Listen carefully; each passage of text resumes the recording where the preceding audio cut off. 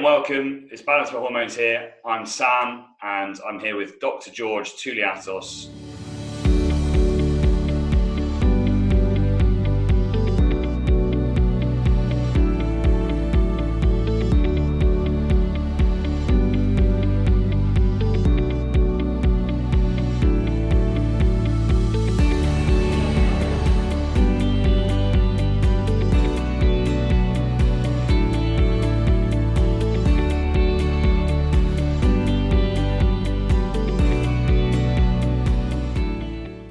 Dr. George is a specialist in treating men with hormones, TRT, particularly if they have, past experience of steroid use or performance-enhancing drug use.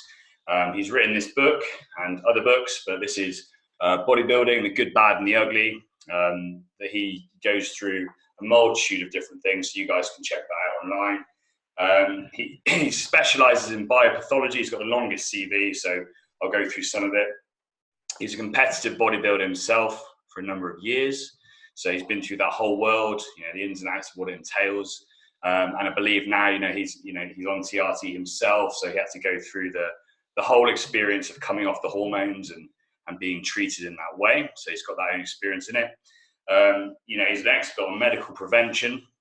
Regarding performance-enhancing drugs in sports, harm reduction, and it goes on and on and on. He's written countless articles, and we'll put some links underneath the videos to give you access to some of his work. But welcome, George. Thank you for coming on, and we're going to do some regular ones of these as well, aren't we? To help answer some of these questions that guys have got. So I've got some questions here. So welcome.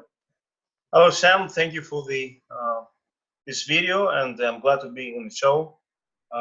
We cooperate together since August, and we've done some excellent job with various patients across Europe. And here we are now with our third video. We've done 2 videos so far, held in my office, and now we can have this online. And I'm ready to ask any questions of our patients. No. Fantastic. So we've collected some of these questions from guys, and there'll be a chance you can post questions afterwards for the next episode that we do in the comments underneath. So Dr. George Touliatos is one of our doctors here at Balance My Hormones. So if you do want to speak to him or get in contact with him, you can contact us. You can see the website over on his backdrop there. I think I need that on mine. But first of all, okay, so we've got these first questions that guys have sent in. So we'll start off. So it's generally today is around things to know before starting TRT, because we've got a lot of questions on this. So first of all, George, what are the symptoms of low testosterone? Yes, there is a plethora of symptoms that occur actually around the 40 years old. So we have the so-called the middle-age crisis that starts with number 1, which is low sex drive and low libido. That is also accompanied with low self-esteem, moodiness, and perhaps some melancholy or depression. That also is accompanied by lower muscle endurance, fatigue, and mental fat or visceral fat accumulation. And we also have a drop in bone mineral density and perhaps in erythrocytosis. So the patient may become closer to anemia or to osteoporosis. And yes, we have this kind of downhill of the hormones, so we feel that we age. So you said 40 though. It can happen in some guys, right? Yeah, actually, after 35, it declines, or 40, it declines 1% every year. So every decade declines 10%.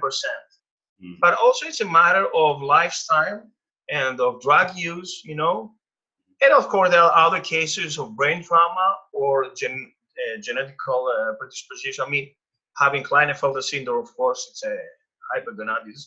Yeah. But there are various cases that lead to hypergonadism, either primary or secondary. Right. Okay. And obviously, if you've used steroids or SARMs or performance enhancing. Yes, of course. This is another class of latent set secondary hypergonadism, the anabolic steroid-induced hypergonadism that every bodybuilder, of course, competitive bodybuilders, 100% will face, because there is a homeostatic mechanism to every hormone we introduce to the system. Either there are androgens, either there are corticosteroids or thyroid hormones. So basically the organism shuts off its own production when you feed it with the hormone. So after on-off abusing steroids for decades, then there's a shock to the system when we withdraw the withdrawal symptom, and then we have no production. And basically the gonadotropins, LH and FSH are shut off, so there's no production from the brain, and we have the secondary, which is anabolic steroid-induced hypogonadism. Right. Okay. And andropause, I suppose, is the term, like menopause as well. Yes. However, andropause is more of a taboo subject. Why? Because it's linked with erectile dysfunction, and this actually is fragile for the ego of a man. So you see, women are supposed to be, women are, it's not a taboo subject for women because women are supposed to be, how you say, they're supposed to be beautiful women. So it doesn't matter if they take hormones, if they have sex after the 50s, But for a guy, it's a problem if it's linked to erectile dysfunction. And unfortunately, in this case, quite many men consulted by urologists, they get prescribed from a special class of drugs, 5-phosphodiesterase inhibitors, that they are vasodilators for the penis. Yeah. But actually, this does not solve the problem from where it initiates. Yeah. So men obviously have that pressure of needing to get an erection before they can. So mentally, do you think that the desire is libido? Having just an erection doesn't mean you want to have sex, Yeah, sort of can get the job done, but it's not the actual drive so that's like Viagra, Cialis, Levitra, things like that. And that probably links in with some of the mental health side effects. The low hormones, like you said, can cause anxiety, low mood, but if you've got the pressure of sexual dysfunction as well, that can all link in with it. And I suppose then that same thing happens to these guys at younger age who may have had head injuries or taken performance-enhancing drugs. It all links into the same. Alcohol, cortisolemia from stress, weed, marijuana, also other medications such as, spironolactone, that's also interferes with adrenal cortex. Yeah. Ranitidine also, which was for ulcer, Opiates, of course, a huge class of painkillers, mind that alcohol leads to aromatization, and estrogens lower the testosterone production from the brain, Insomnia leads to cortisolemia and prolactinemia that also hinder testosterone production and erectile behavior, Yeah, that actually gets on to our next question, which is what can cause low testosterone? So you've listed a load there. Yes. Those several different drugs, lifestyle also, the lack of sleep from 11 to 7, also, you said ranitidine that's literally like the most commonly, or I see all the time, omeprazole, ranitidine, the anti-acid medications. Yes. And antidepressants? Absolutely. They lead to prolactinemia. That prolactinemia may give you an orgasmia, So it's a problem still. And SSRIs lead to this, for drugs prescribed for depression. As I said, chronic stress, cortisolemia is inhibitory to testosterone production. Yeah. And insomnia, that also linked to cortisolemia, And depression is also linked to cortisolemia, so it's a circle, So smoking marijuana also may lead to gynecomastia, and gynecomastia is linked to overproduction of estrogens, and estrogens are inhibitory for the brain, Insulin resistance also may lead to erectile dysfunction due to vasculopathy, Yeah. Yes. Do they say that can be a first sign of a vascular issue, is the erectile dysfunction? I think I heard that somewhere, that if that vascular system isn't working down there. But actually, the 5-PD drugs that are responsible for this vasodilation, the nitric oxide production drugs, as we mentioned before, Levitra, Cialis, and the Viagra, they are actually they work perfectly well for those who have vascular issues in the cavernous bodies of the penis. So diabetics or third-age people, But actually, it does not lead to better sex drive. As a matter of fact, testosterone improves nitric oxide production And in a way, it does the job of a Viagra or a Cialis of a libido, you know. And in this way, testosterone optimization is beneficial for the heart because it vasodilates the coronary arteries. It has been shown injecting testosterone into a coronary artery, it vasodilates. But of course, we have to optimize the amount of testosterone, you know. Yeah. Wow. Okay. Fine. So it's that testosterone having that cascade from the brain to stimulate that whole process. You need that, you know, to work. And so someone with the vascular issues down there, that may work for them, but I suppose they would need the normal drive and libido from testosterone as well. But like you said, testosterone does that same thing. It increases nitric oxide. Yes. Yes. Interesting. That's why our vessels are you know, we expect when we inject testosterone for performance enhancing results, we expect and we observe a better vascularity, you know. You get the pump. Yes. Okay, so that's the same thing that can help with that blood flow. Yes. So we actually, again, we've crossed over onto, you know, what are the benefits, which is the next question. What are the benefits of taking TRT? So, well, several issues. And first of all, we see that testosterone can treat anemia because all the androgens will stimulate EPO. Then testosterone may treat also osteoporosis because all steroids lead to increased and improved calcium retention from the kidney tubule, you know. Yeah. Also, it may lead to better against muscle wasting and sarcopenia because it improves aldosterone and water retention, but mostly protein synthesis in the muscle tissue, in the skeletal muscle. Also, we will have a better sex drive, you know. Testosterone is the main androgen that directly affects the limbic system in the brain that is linked with behavior, the amygdala and the hippocampus. And abusing testosterone will affect and lead to roid rage, perhaps, according to the individual, because it affects also the limbic system.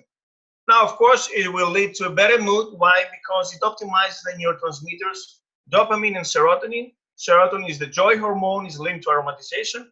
Dopamine is also linked with the feeling of reward, you know. Yes. And also DHT, which is a main androgen that is reduced from testosterone. So actually, testosterone is a pro-hormone to DHT. DHT is the main androgen that has antidepressive effects. So when you castrate a man, actually you tank his DHT, his self-esteem is so low and his confidence is gone, you know. So what differentiates men from boys and women is testosterone. DHT, of course, is responsible for all the benefits. Yeah. So the mood thing is really important as well. So those things you mentioned, osteoporosis, insulin sensitivity, all those sorts of things. But it's not, you know, I think a lot of guys think that, oh, I only must have low testosterone if I am putting on weight or if I have erectile issues or libido issues. But their predominant issues may be that they've got increased anxiety, low mood. And anxiety, yes. And melancholy, yes. Also, cognitive function is poor without this foggy mind, you know. So when you use testosterone, you're more sharp. You can take more decisions, you know. Your cognitive function is supreme. And also, all androgens may oxidize fat tissue. So you become leaner with testosterone because androgens affect the beta oxidation of adipose tissue. And also indirectly through gaining muscle. That muscle is a tissue with a very caloric expenditure, you know. Okay, great. Okay, so a common one this is when I start TRT or when I'm on TRT, what side effects may I expect? Yes, every drug, every medication has potential side effects.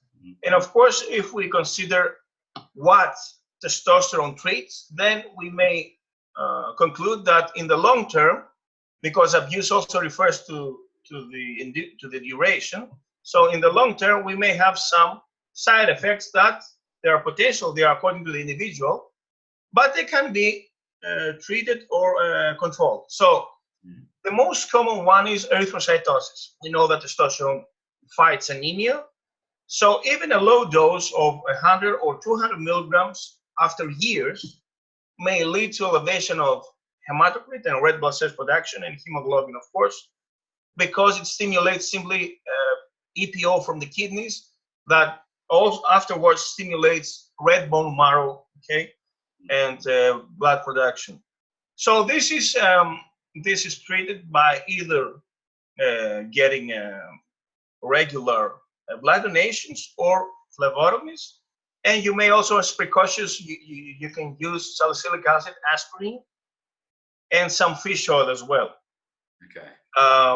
Then you may also expect an increase of PSA, which is actually refers to the size of the gland. So perhaps some benign prostatic hypertrophy. You know, that of course is another story from prostate cancer. You know, there's no direct link between these two. Also, you may expect some thickening of the neck that may lead to some sleep apnea sometimes. You know, because if you work out as well, your neck becomes thicker, and this means that the upper respiratory pathways, you know, are narrowed. So this may lead to snoring, turbulence flow, you know, and some sleep apnea that is treated with a CPAP mask, you know, or by dropping on weight.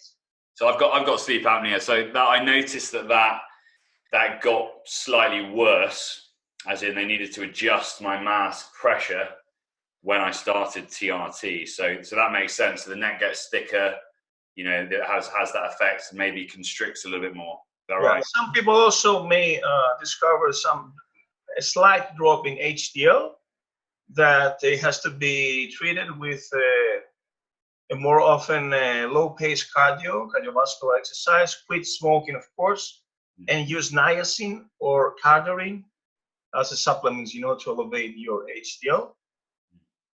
So yes, more or less, these are the potential side effects that do not happen to all of the people, you know.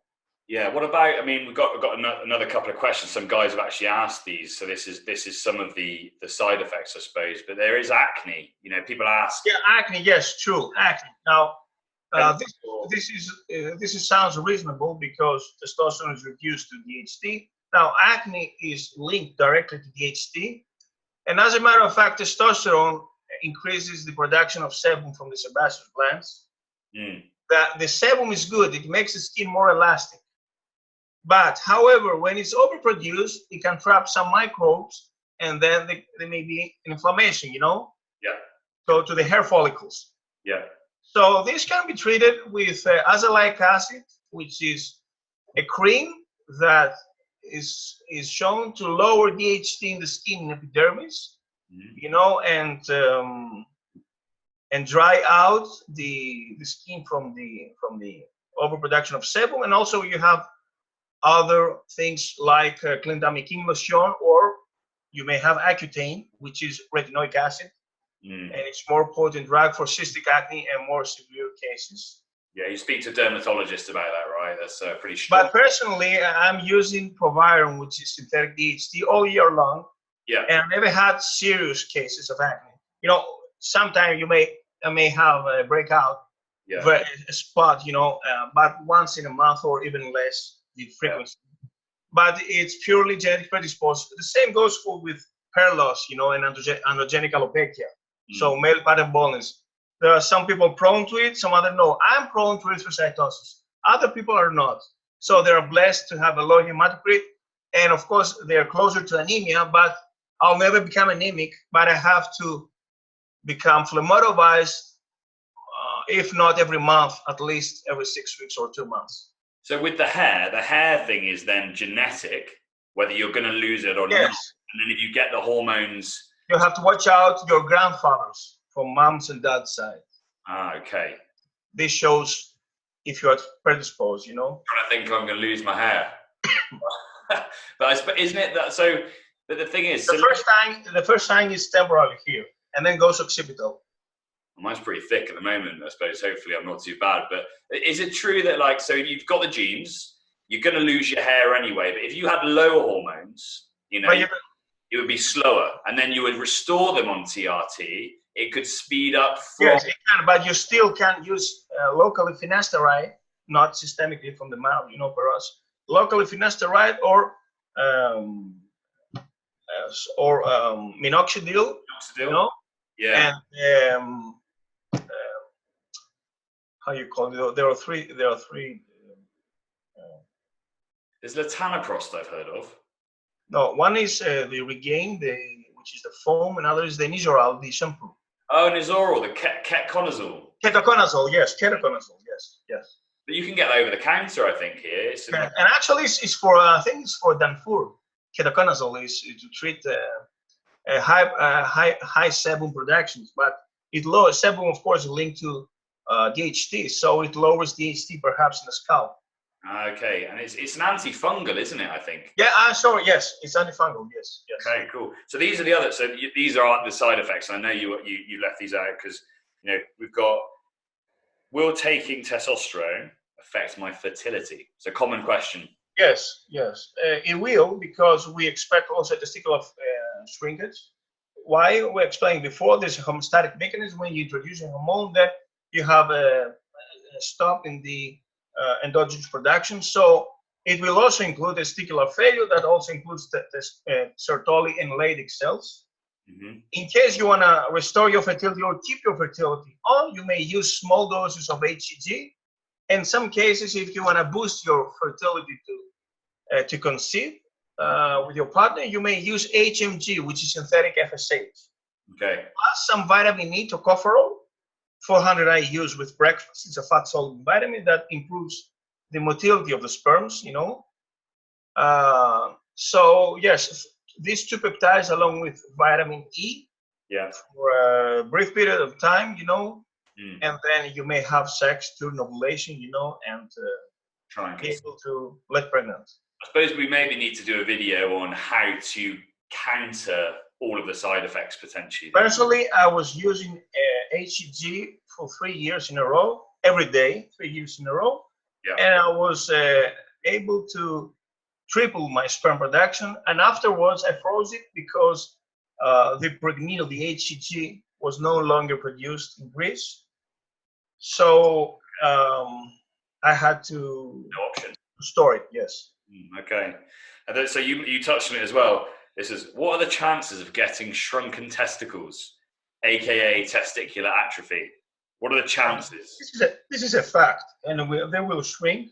And also the sperm production, the ejaculation, the volume, that will go down will lower, of course.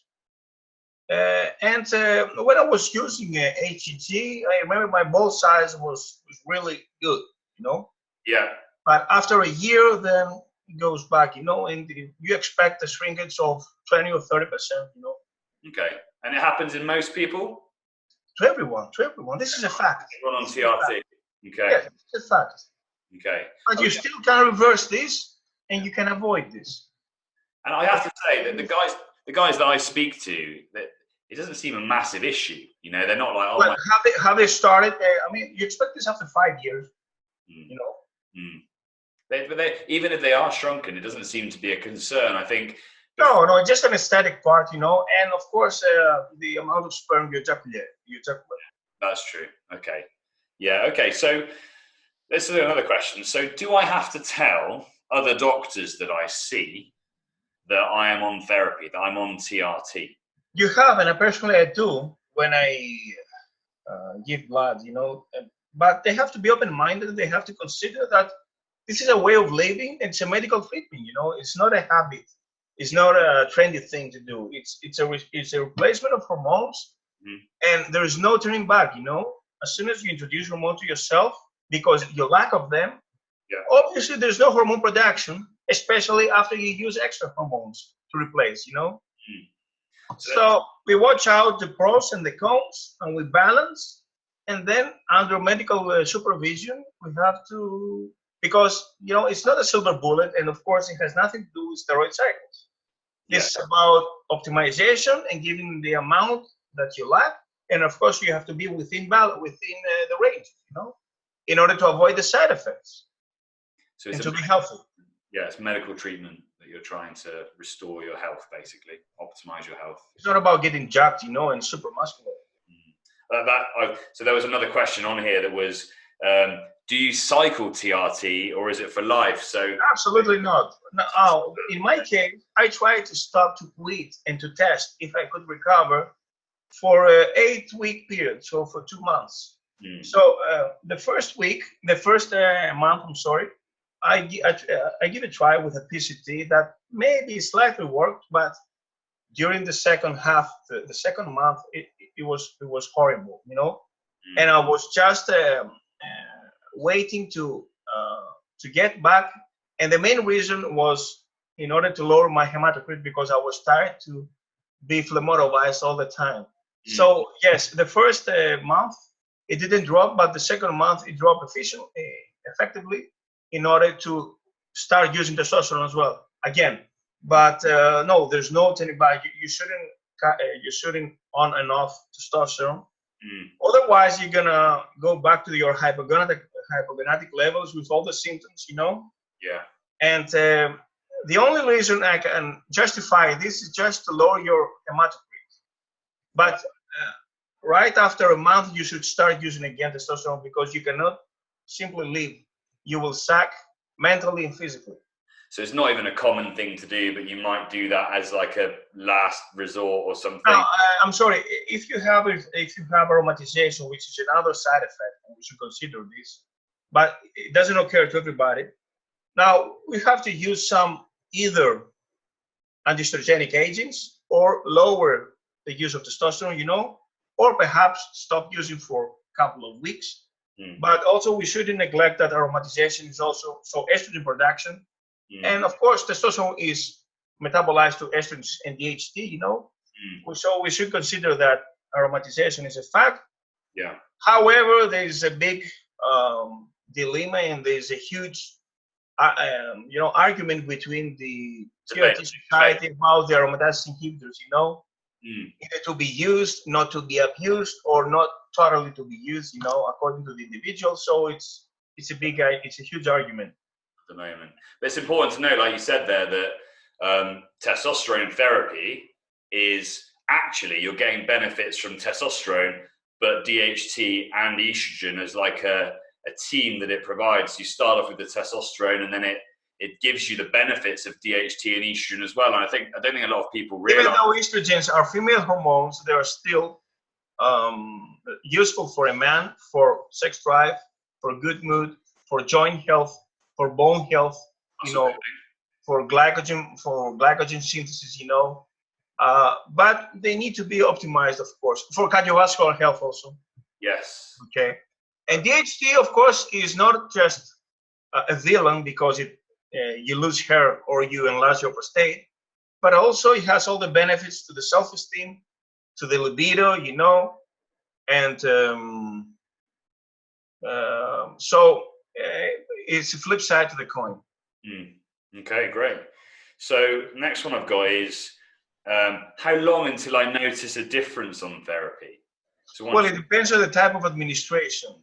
Now, using testosterone and THATE will take at least 1 month to start feeling a substantial difference. Now, transdermal has the benefit of daily introduction that mimics the natural levels, so you have more steady levels. The cysteine you use, it has the propionate ester that enters rapidly to the system, and it has this benefit related to the cypionate or to the anaphate ester. Faster. So it's according, but you can realize something for 2 to 4 weeks. So 15 days to 1 month, you know, start feeling much better and notice the benefits. Okay, and then obviously I think going through the process, I mean, when I started therapy, you know, I felt obviously dramatically better, but then there was a period of just finding what was best for me, I suppose, as well, like monitoring all those other things. So I suppose that can take a bit longer to sort of fine tune, maybe. We have to watch out all the blood panel, you know, the free testosterone, the total testosterone, the estrogens, the prolactin, the SHBG, the SDHEA. So it's multifactorial. Maybe you should lower your estrogens, lower your prolactin, elevate your free testosterone, elevate your SDHEA, So it's multifactorial, you know. Mixed bag. Huh? Yeah. Lots of things going on, a mixed bag of all. Yes, so just looking by the total testosterone doesn't tell the truth. The hidden truth lies beneath. So it's the 2% of free testosterone that tells the truth and does the job. So I've seen a total testosterone of 700, but the guy has poor sex drive, and his SHBG was over 100, you know. So that's, yeah, so what is free testosterone? So free testosterone is the unbound. Is the one that does not circulate, is not bound to the protein carrier or the hormone carrier of SHBG, which is a protein, is a globulin made in the liver. So it's the real deal, the one that does the job, you know. And the more SHBG, the lower your free testosterone is. So they're reversely related. And actually, the free testosterone is the one that will aromatize. So if you have sky high free testosterone, then most likely you're going to have estradiol high also. So it has to be all managed, you know. Okay, awesome.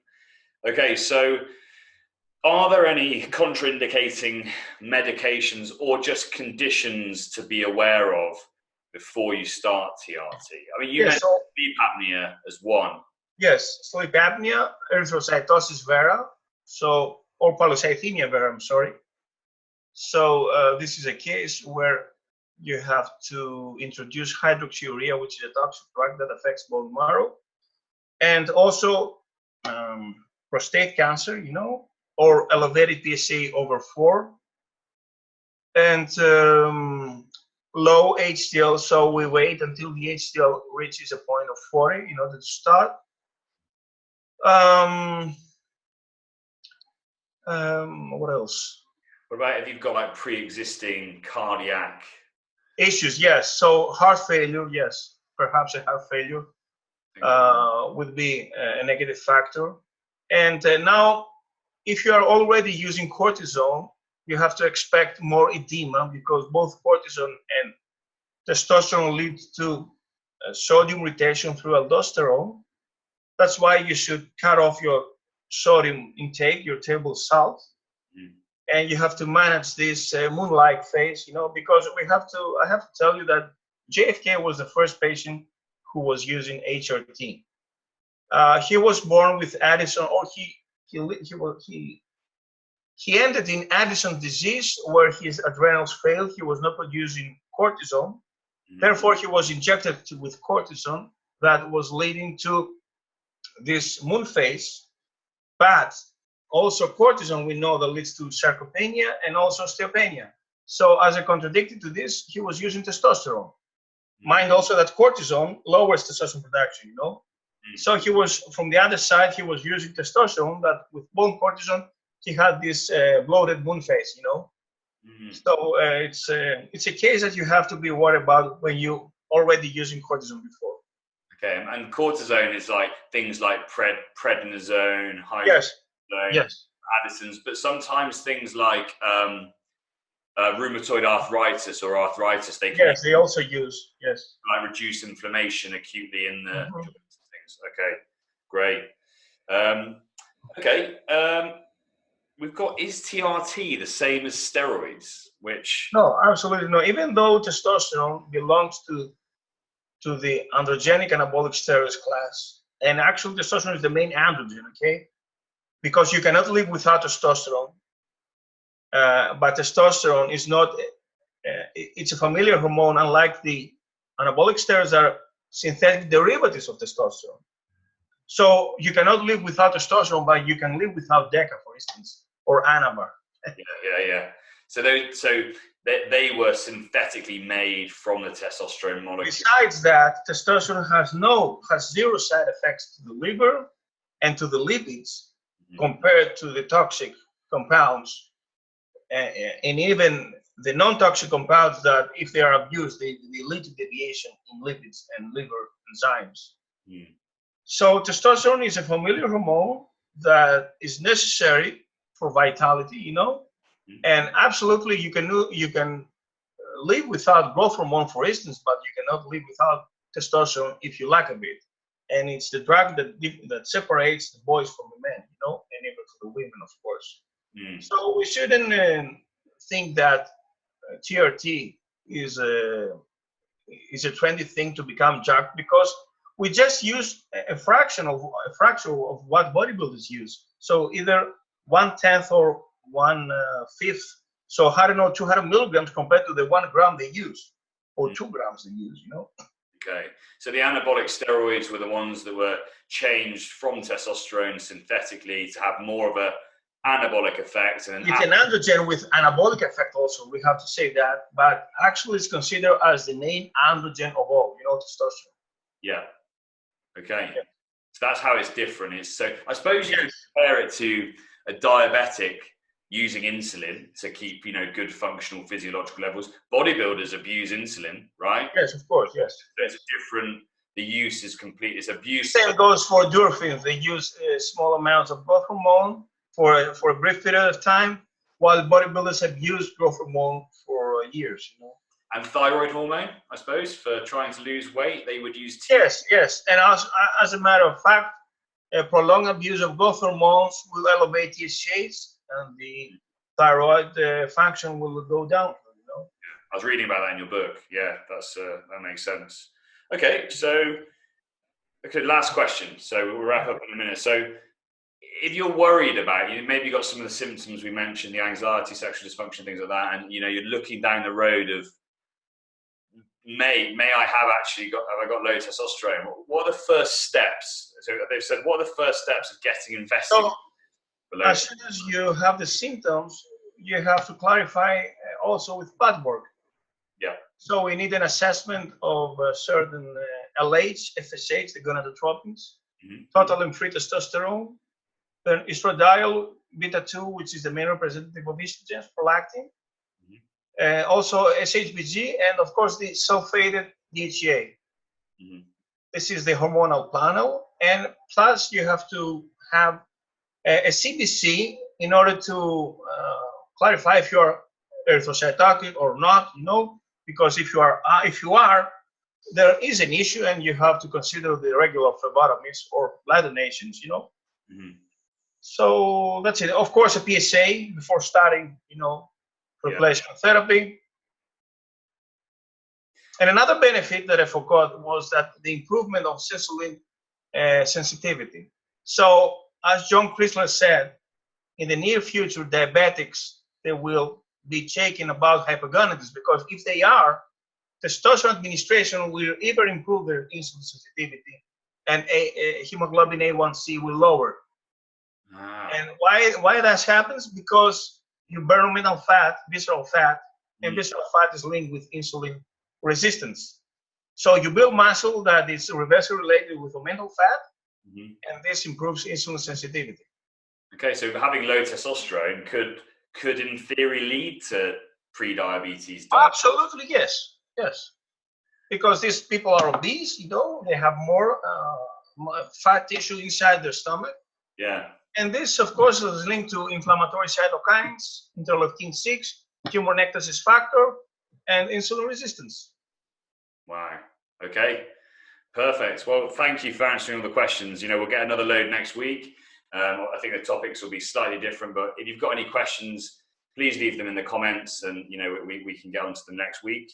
Obviously, if you want to give us a call or go onto the website and just chat to us about getting TRT or HRT or seeing Dr. George in the UK and Europe, you can visit the website balanceforhormones.co.uk. If you like the video, just please like, subscribe, put the notification bell on if you want to hear some more videos like this. And thank you, George, for coming on, and we'll have another chat next week. Absolutely. And answer some of those questions. So thank you. You're welcome. Cheers.